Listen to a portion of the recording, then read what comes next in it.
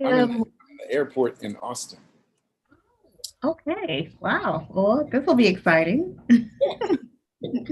Do I look pretty? You look beautiful as always. As always. Absolutely. All right. Let's see if we can get started.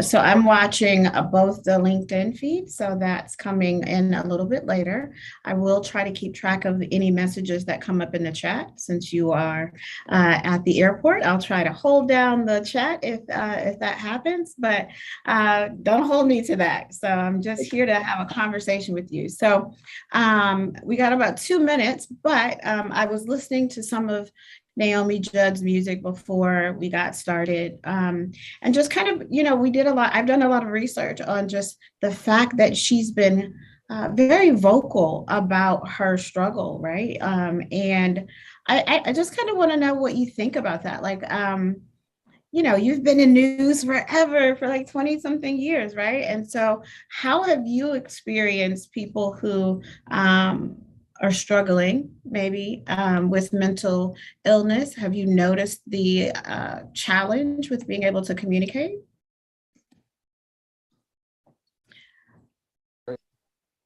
Are we are we on? We are. Yeah. Oh, we are. This is live. I thought you were. This was pre-show. Yep. Yes. Unfortunately, all those years of TV news, I was often brought into a family's life at the lowest point in their lives. The news is, somebody lost a kid to a stray bullet. Teen suicide has been big for generations. So I can't tell you how many times I was in somebody's living room talking to them just on the same day that they lost their son, and it's just heart wrenching.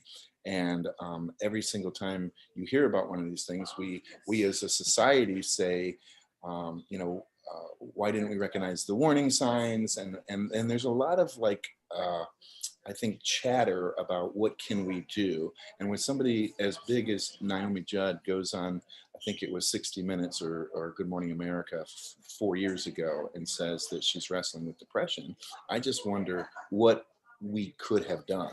Um, I mean, Yeah. do you have any thoughts?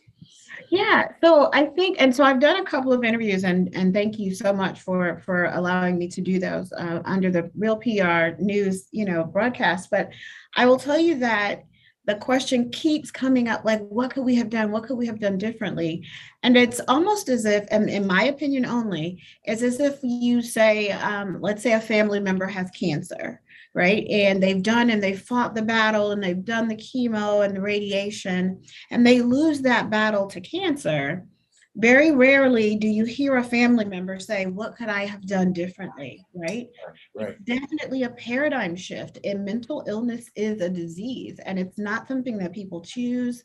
It's not something that people are comfortable having conversations about. And even if they are, Naomi Judd was posted as saying, like, people are so mean. Even after she did that 60 Minutes interview, mhm, the backlash on social media was just unbelievable, and right, which furthers that shame and furthers that embarrassment and that taboo.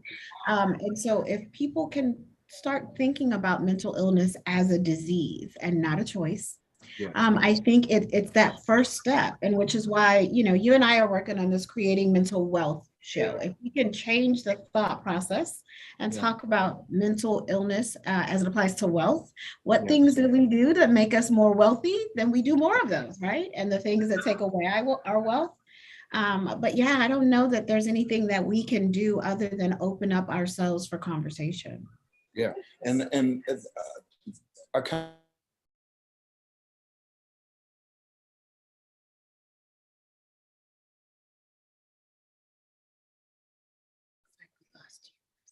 Can you still hear me? We're in a loud I airport. lost you for a millisecond, but you're back. Okay, let's do All it. right. I would like to think that some of the conversations that are happening in homes today because of Naomi's death is causing some people to take action, because, like you mentioned, it's a disease, but disease can be treated. And so I would love to hear your thoughts on how do you know when it's just you're going through a funk? And how do you know when it's like a clinical depression? So obviously clinical depression, and thank you for that question. It's a great question. And I've had to answer that several times over the past few days. Know that it's different for everyone. And I think that if nothing else, I can't stress that enough. We all have bad days. We all have bad, sessions in our life. If at some point it becomes very cyclical, right? Like every time something bad happens, or sometimes nothing bad happens and a person just kind of disappears when their normal activities change, right? So even Naomi, her family talks about when she would go do a tour or do a show, she would disappear for several days, right? And not necessarily take care of her physical hygiene, not necessarily eat. Those are some very like telltale signs of depression. And so for me, that one of the things that we coach our clients on is just like making sure that you notice and give boundaries. So I struggle with major depressive disorder, and my tribe knows that after I've done an event, they know I need some time to unpeople, we call it, right? But when my unpeopling goes from 12 hours to 24 to 48 to 72, there's a boundary that's been set. And I've agreed, like, if you haven't heard from me in 3 days, please come check on me, right? But again, it's different for everyone. I think my opinion and my experience is that every human has a different way of interacting, but just letting them know that you're there for them. Don't try to solve it. Don't try to come up with a solution. Just show that you're there through whatever, the good days and the bad days, and be consistent with that. From my opinion, that works best. That's the first start. And if at some point that doesn't help, absolutely seek out the help of a therapist, and the therapist can help you determine if it's truly depression, along with a psychiatrist to determine if medication is necessary. But it's always best to have a conversation with someone who works in the field, and they can determine if, you're just kind of in a bad spot, which we all are after 2020, right? Sure, sure. One of the things that struck me is that every time we have a celebrity death, Robin Williams, we say to ourselves, but they had it all. They had fame, they had fortune, they had millions of adoring fans. But Sherry, you've learned that has nothing to do with the disease of mental illness. It's not. And I think that is an unfortunate perception, right? People believe that financial wealth equates to mental wealth. People just assume that. And that's why we're so focused on having this conversation. Here's what mental wealth looks like. I actually had the opportunity to have a session with someone yesterday, and we documented, and I'm going to show you this. We just did like some good day words and bad day words, and we put a financial a cost to that, right? And it was so interesting at the end of the conversation, where initially she's like, I'm overwhelmed and I don't have a balance. She actually was more balanced than she thought, because she changed the way she thought about it, right? And so that's what we're encouraging, changing the thoughts and changing the conversation to, we're all mentally wealthy. Now, is our account a little unbalanced? Absolutely. Sometime let's do what we need to do to get that balance back, so that we can take control of depression. The silence is what, and I mentioned this on your show, silence is what is giving it its power, sadly, right? Because no one wants to talk about it. I think one of the things that you mentioned on my show is how you begin your day and how you end your day is important. Your first waking thoughts, is it, I'm so grateful, I'm so fortunate that, I've got another day on earth to get it right, versus, oh gosh, I'm tired, or oh gosh, I don't feel like getting out of bed. Tell me about your morning routine. What do you do when you wake up? Well, I'll tell you that for me, again, struggling with major depressive disorder, it's a fight every morning, right? And even though I can think, I know I need to get up, I have to do these things, I have to physically move my body in order to stop what's happening chemically inside, right? And so I have a service animal, I have a kitten, and she's very aggressive. And in that, like, if I am not moving, she's like, okay, she's doing the kneading thing, or people check on me, right? I have a team of people that will, if they've not heard from me at a certain time, they will reach out.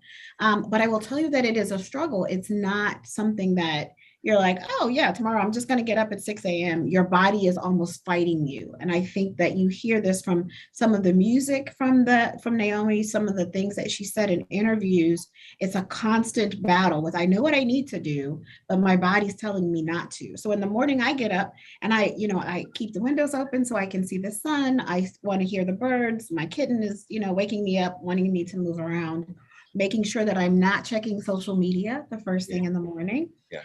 because that's a withdrawal for me, right? Yeah, just to see the sadness in the world and everyone else's challenges, they become my challenges. I take those on. So I try to end the day in the same way, just thankfulness and gratefulness. But it doesn't mean that I don't have depression. It doesn't mean that I'm not still struggling.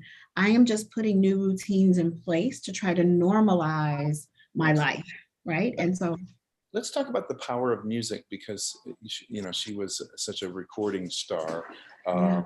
I have songs that make me happy. Like, they take me back to high school, and every time I hear the song, I'm suddenly 17 again, driving with Yeah, the top down. yeah, um, absolutely. is how important is what's on your playlist? So, you know what? It's very interesting. So, in one of my therapy sessions a couple of years ago, I noticed that music can be either a mental wealth deposit or a mental wealth withdrawal, because just like you mentioned, that wonderful memory of being, with the top Yes. down, certain songs can also trigger very negative emotions and can also trigger trauma and traumatic responses. And so the importance of the playlist is making sure that the memories that it invokes are those that will help you to heal, right? So it's a slippery slope. It's very dangerous. Personally, there was a song, and I think you and I mentioned this when I was in your studio, but there was a song that was playing when my mother found my dad, right? It was a song by a group called Enchantment, and it was called Gloria. My mom's name is Gloria, or was Gloria. And the song said, I don't want to face another day, right? So for me, I can listen to a playlist and the algorithms and Spotify know what I like, but if at some point that song comes on, then I spot the rest of my day is pretty much shot. And so music can be both a deposit, or a debit, depending on the mood you're in. Be careful if you're in an angry mood, don't put on your Eminem playlist, right? Because it will further exacerbate those negative feelings. So you got to be careful with music, making sure you understand where it takes you. Give us some advice on helping others who are struggling with depression, because I think the hardest thing for people who are not suffering from it is, the simple advice, well, just snap out of it. Oh, yeah, yeah. I hear that so often. Yeah. Um, Again, the same example exists, right? Just if with any other terminal illness, you don't tell people with cancer to just snap out of it, right?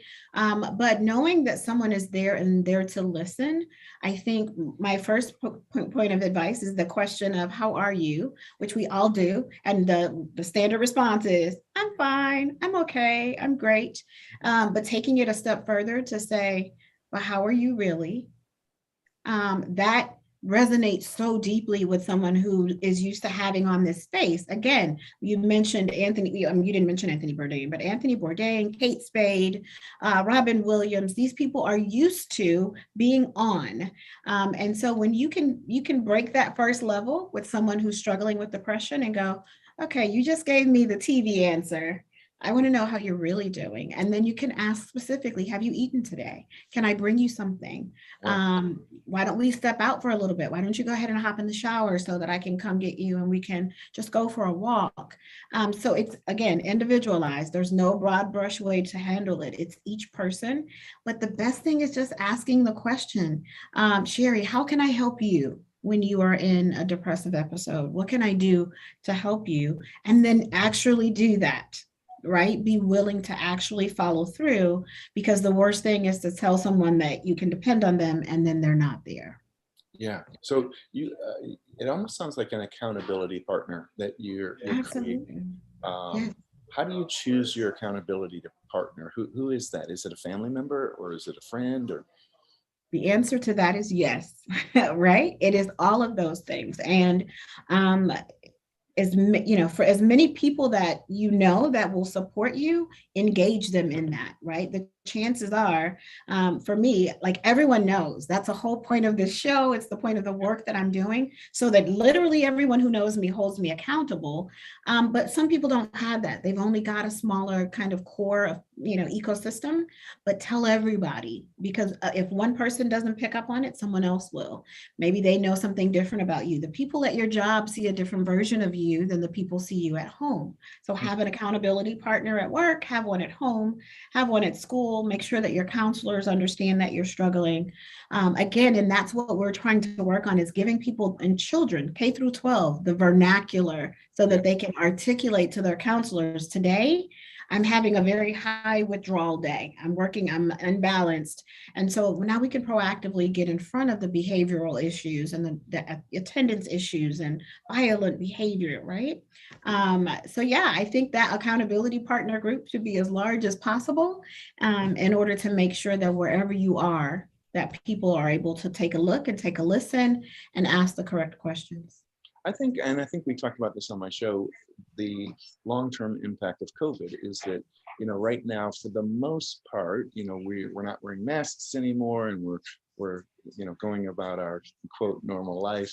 But I think we're all, somewhat scarred from COVID. I mean, think about that, the loss of loved ones, the loss of jobs, shutting down an entire country really for 2 years. I mean, it was strange. And as I'm saying that, I'm kind of getting teary, because the only time in my adult life when I suffered any bouts of depression was during the 6 weeks when we couldn't use our beautiful studios. I was just there with my wife, and I love my wife. I mean, we cocooned for 6 weeks, but I was in a funk. And I think COVID is still going to play out in unpredictable ways. Agreed. Yeah, I don't even know. It'll probably take 20 to 30 years to see the full impact, not just for the people who lived through it, but the children that were born in this era, right? When you think about the fact that the initial bonding with a newborn is facial expressions, right? And so not being able to do that because of masks and, right? I mean, the impact will be for years, for decades to come. We will see this kind of ripple effect. But knowing that, we've got to make sure that we are proactively having conversations to reconnect and re-engage, because children who are born into this age, or even coming in their formative years right now, all they saw was masks for a significant portion of their time. My son was in middle school when this happened. And so, you need to see smiles. You couldn't see smiles because people had masks on. So we've got to go right now and start kind of undoing that damage by having conversations that we couldn't have over the past 2.5 years.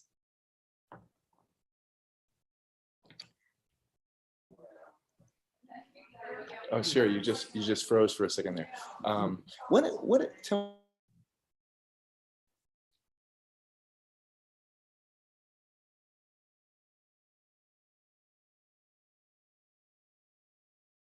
I love technology, don't you? It's so awesome. We'll wait for you to unfreeze, Jeff. Okay. You moved. Okay, great. Okay. We moved. Okay. Sorry about that. The Wi-Fi and the terminals is not really. I understand. No worries. You may have answered the question, but what have you learned about Naomi Judd's depression? What did you discover as you were doing research? So it's been a very long struggle for her, right? And I think I'm so proud of the fact that she was willing to have these conversations out loud, well before COVID, like well before everyone started to have the conversation. So I know that she's been reaching out and searching for help for a very long time. And she's tried a lot of the things. And so I talked yesterday a little bit about kind of like a soldier. So in my mind, like she felt like she was fighting this battle, and that's what people with depression feel like. And what I don't want people to do in her passing is think ill of her. For example, if I were to go fight in a war, a physical war, even if I lost the battle, even if we lost the battle and I came home, I don't think you would judge me because we lost the war, right? I still went and I fought for as long as I could, as hard as I could. And that's what I found about her. She's been fighting this fight for a very long time. Large portion of that time, she was very vocal about her struggles. And what she found was anger and disappointment and people being frustrated and saying things exactly like what you said. How could you be depressed? You have all of this and you have done all of this and you have all of that. It has absolutely nothing to do with it. So I found that she's been a warrior in this fight for a while. I don't want anyone to feel as if like she lost the war. She fought as long as she could. And the daughter saying that she, lost her life to mental illness changes the topic. It's not, committed suicide, because that seems like an intentional, but it's losing a battle, right? It's trying and trying and trying. And my understanding is that she tried and she fought for a very, very long time. And we're very grateful for her at least starting the conversation so that you and I can continue it in situations just like this. What have we learned about depression? Is it a chemical thing in your brain? So I'm not a doctor, so let me just clarify that. And so we'll talk about my understanding of it. So depression is a clinical and a physiological state. But I will tell you something that I've learned very recently. Serotonin, we're familiar with the serotonin chemical that our body creates. It's created in two places. It's created in our brain and also in our gut. And so when people struggle with like GI issues, for example, they also struggle with their bodies creating this serotonin, which if your body's not creating this happy chemical, then no matter how much money you have or where you live or how much you've traveled, your body and your brain then cannot process a certain set of emotions. So watching your diet, for example, the show on our first show at your studio, I'll have John Sally. John Sally is a 100% vegan, right? Wow. And he talks also about the importance of managing your gut to manage your mental health, right? How important it is about what you eat to manage your mental health. So yes, it is a physiological state, but some people think that it's just that your brain creates these hormones. They are also created in our GI system. And so being careful about what we eat, how often we eat, how we fuel our body can also have some very good impacts on how we manage our depression and our mental health. Is serotonin something only found in nature? Can scientists create it in a lab? So I got to be very careful with that answer too, because you don't want Big Pharma to come after me. However, absolutely, there are medications that already exist that can help replace the serotonin that your body is not creating, or if your body's creating it, it's not receiving it or accepting it. So absolutely, there are medications. And when you have a conversation with a psychiatrist and a psychologist, they will work through what best medication would help you in your particular physiological state, right? It's not always just medication. Again, sometimes there are things that you can eat differently, different herbs, and that'll be something that I'll ask John Sally on the show to figure out if there's anything in particular that would impact kind of our serotonin production internally. But absolutely, there are medications that are available and safe and have been tested and have been used for centuries almost at this point to help with that. So that's a great question. Thanks for that. Let's talk more about your show, because I'm so proud of you for doing it. Yeah. What's the mission and ministry of the show? Wow, I love that you used ministry. And so the Creating Mental Wealth with Sherry James show is created just to have a paradigm shift around the conversation of mental illness. Hopefully, before we continue to lose as many people as we're losing to suicide. My goal and my mission and my ministry is to create, well, I've already created the curriculum for kindergarten through 12th graders to change their conversation about mental illness to mental wealth. It also teaches them how to balance checkbooks, which is something that most of our kids nowadays have no concept of, right? But if you start off the day with a balance, there are going to be things that deduct from that, and there'll be things that add to that. And I want to teach them how to articulate that. I'm so excited about the show. We've got some amazing guests that are going to be there. And they'll talk about it from different perspectives. Obviously, John Sally, we're going to talk about how financial diverse investments can impact our mental diverse investments, because we'll be talking about cryptocurrency. I've got some other special guests that are coming that I'm not going to share with us yet. But the whole goal is to show that everyone has the opportunity to be mentally wealthy if we have the right tools, the right technology, which we all do with our smartphones and things like Zoom. So I'm super excited about it. We will be filming at your studio on May 18th with John Sally. I'm so excited. We are going to save lives with this mission. Yes, and I'm so proud of Sherry because in addition to being the host of the show, you're the executive producer. You're the one who's deciding who the guests are, what the flow is, what the topics are. And one of the things that we pride ourselves on at Real News is it's your show. It's not my show. We're going to help make it look good and have the right team around you. But at the end of the day, it's your name on that show, and we want you to innovate and create like a refreshing difference in television that you and I were talking about ever since Oprah left the scene on daily talk television. It's waiting for the next Oprah, and I think it too. That's me. I will gladly take the baton, Oprah. So when you see this, know that not only am I receiving the baton, but I will be doing it in the Oprah inspired studio at Real News PR on May 18th. So I so appreciate you, Jeff. I know you're in the airport and I know you're traveling. I'm so grateful for you spending this time with us and having this very important conversation. And so travel well, and I will see you on May 18th. How's that? Wouldn't miss it. All right. Love you, girl. Thanks. I love you too. Bye.